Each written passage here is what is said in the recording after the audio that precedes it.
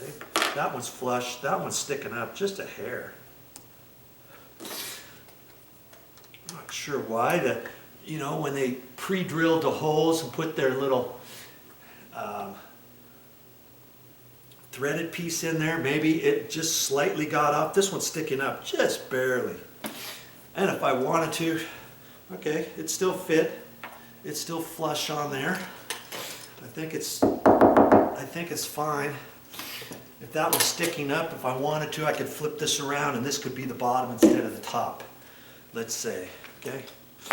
Okay, so now, look at that. How long did that take? See the white marks on there? That's just the styrofoam stuff that was in the boxes.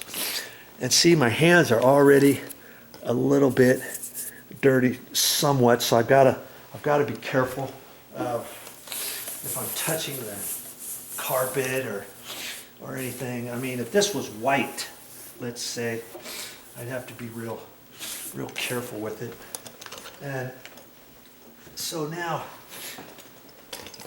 with this, I'm just gonna spend a few minutes, and I'm gonna wipe this.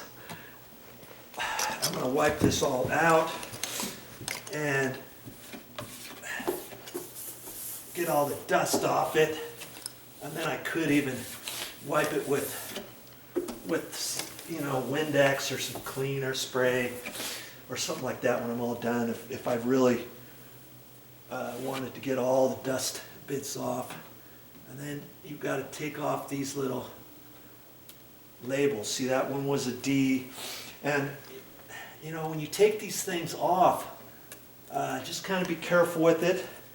As I noticed last time I took them off the other cabinet, there was a little bit of white left on one of them, and I thought it was a little bit of the remnant, and I kept trying to get it off, and it in fact pulled off some of the black. And see that one, son of a gun. See, when I pulled this sticker off, that's the back side. What do you suppose I pulled off? I pulled off some of the black. And so now it's down in here. I'll have to look at that here real quick.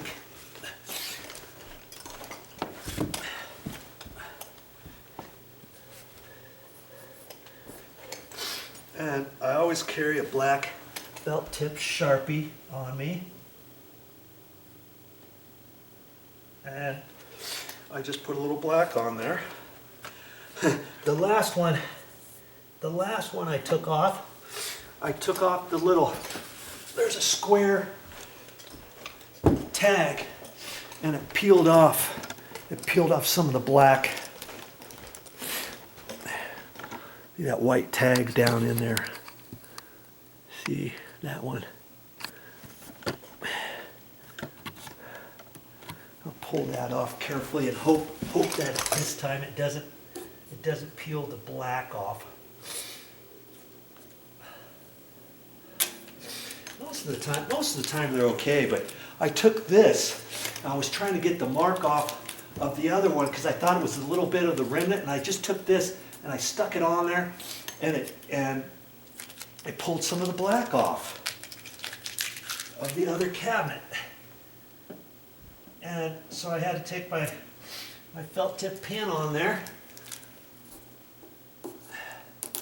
and cover it up.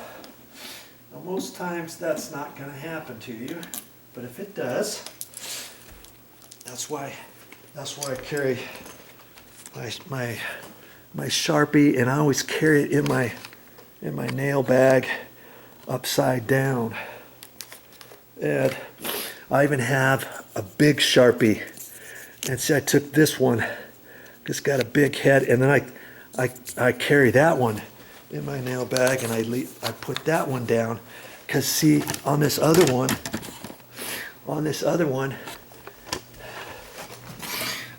in the corner right there, that was all white, and so I took my black Sharpie on it, and I touched it up. And sometimes on black, sometimes you'll see a little bit of the white showing. See, like on this edge, there's not a whole lot, but if you want to touch that up, you can if you have your Sharpie. And so I'm gonna kind of look at this.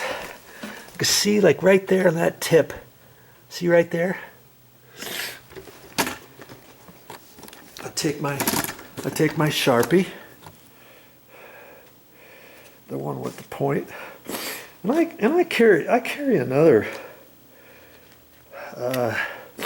See, I've got a different Sharpie, the very small little point, and I've got this one. So let's just see what'll happen if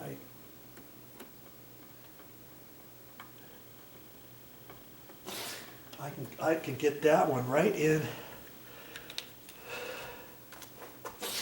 I don't use these very often, and I've had them for a long time. And they're still nice and moist because I keep them upside down on there. Okay. And that covered that up. And so I'll check out this whole thing. I'll do a once over on it. Wipe it all down. Make sure there's no other little marks on there anywhere.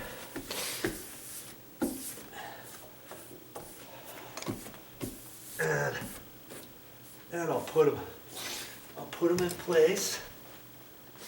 Oh, this one's got a sticky on the outside of that one. I didn't notice that on the other cabinet. They were all on the inside. So now I'll look at this outside one, nothing on it. Okay. Now it's just a matter of putting those into place, and I have already measured it, and it just about fits perfectly in here. I don't know how that happened. I'll put them in here, I'll slide this out, and I'll show you what it looks like when I'm done. Okay? Anything like this that you put together, any sort of furniture that you get at IKEA, or we actually ordered this online through Home and Garden, believe it or not. I don't know how she found it. She just was Googling, and these will look nice. That'll keep all of her different things in there. I thought the rope, she got a big rope. I thought that wasn't going to fit, but if we roll it up nice and tight, maybe kind of shove it in there, maybe it'll stick out a little bit, but those will look really nice. So yes, if you have to get stuff like this, even your kitchen cabinets, you want to save money on kitchen cabinets, a lot of times you'll see on the HGTV station and the DIY station, you'll see the cabinets. Look real close and you'll see whether or not they're the types of cabinets that are put together on the job site. And lots of times I've noticed and seen that they are. That's a good way to save money on your cabinets. Yeah, they're not as strong as hand-built cabinets from a machine shop or anything, but you could get those, measure them, and they come in different sizes and lengths and widths and all kinds of different things. Measure out your kitchen, and you might find that you can save yourself some money. But yes, all the boxes are going to come, and you're going to have to put everything together, but you know, it's okay. It always gives you step-by-step directions on how to do it. Okay? Think about that on your next project. You can do it.